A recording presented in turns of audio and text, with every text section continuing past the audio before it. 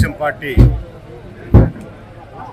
జాతీయ అధ్యక్షులు గౌరవనీయులు నారా చంద్రబాబు నాయుడు గారు, అలాగే జనసేన పార్టీ అధ్యక్షులు గౌరవనీయులు పవన్ కళ్యాణ్ గారు, ఈ ఇరు పార్టీలు కలయికలో మరి ఈరోజు మొదటి జాబితా అంటే నియోజకవర్గ అభ్యర్థులు తెలుగుదేశం పార్టీ నుంచి కానీ జనసేన పార్టీ నుంచి కానీ మొదటి జాబితా ఈరోజు విడుదల చేయడం జరిగింది. మరి మన శ్రీశైలం నియోజకవర్గం నుంచి చంద్రబాబు నాయుడు గారు మళ్ళీ ఒకసారి నన్ను అభ్యర్థిగా ప్రకటించినందుకు చంద్రబాబు నాయుడు గారికి ప్రత్యేక ధన్యవాదాలు తెలియజేసుకుంటా ఉన్నాను. అలాగే లోకేష్ బాబు గారికి కూడా ప్రత్యేకంగా ధన్యవాదాలు తెలియజేసుకుంటా ఉన్నాను. ఏదైతే నమ్మకంతో మా పైన నమ్మకం ఉంచి బాధ్యతతో మరి ఏదైతే సీట్ ఇచ్చారో తెలుగుదేశం పార్టీ నుంచి ఖచ్చితంగా దాన్ని నిలబెట్టుకుంటాం.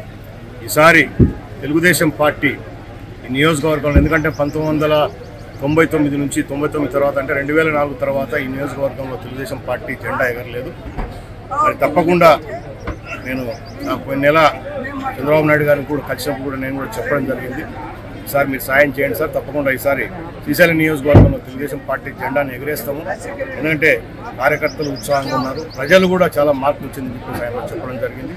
మరి ఈరోజు ఆయన మొదటి జాబితాలోనే మన నియోజకవర్గంలో నా పేరును ప్రకటించడం అనేది మరి చంద్రబాబు నాయుడు గారికి మరొక్కసారి కూడా ప్రత్యేకంగా ధన్యవాదాలు తెలియజేసుకుంటా ఉన్నా. ఏదైతే ఇన్ని సంవత్సరాల నుంచి అంటే ఈ వైఎస్ జగన్మోహన్ రెడ్డి అరాచక పాలనలో ఈ గత 5 సంవత్సరాల నుంచి పడ్డ కష్టాలు గతంలో ఎప్పుడు పడలేదు.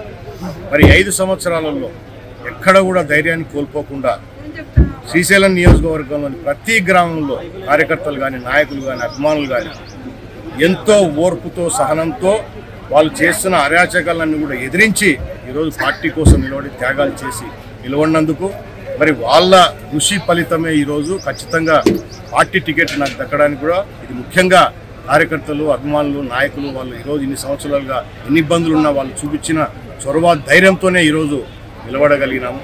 మరి వాళ్ళకు కూడా నేను ప్రత్యేకంగా ధన్యవాదాలు తెలియజేస్తూ ఉన్నాను. రేపు తొందరలోనే ఎలక్షన్లు వస్తూ ఉన్నాయి కాబట్టి శ్రీశైలం నియోజకవర్గంలోని తెలుగుదేశం పార్టీ నాయకులకు, కార్యకర్తలకు, కొత్తగా ఇప్పుడు పార్టీలో చేరుతున్న వాళ్ళకి అందరికీ కూడా నేను ఒకటే మనవి చేస్తూ ఉన్నాను, తప్పకుండా మీరు అందరూ ఇంకా ఈ 1.5 రోజులు కష్టపడండి, పార్టీని ఖచ్చితంగా అధికారంలోకి తీసుకురావాలి. శ్రీశైలం నుంచి కూడా మనం కూడా గెలవాలి, అక్కడ ముఖ్యమంత్రిగా చంద్రబాబు నాయుడు గారు కావాలని చెప్పేసి అందరూ కూడా కష్టపడి పనిచేయాలని చెప్పేసి కోరుకుంటున్నాను.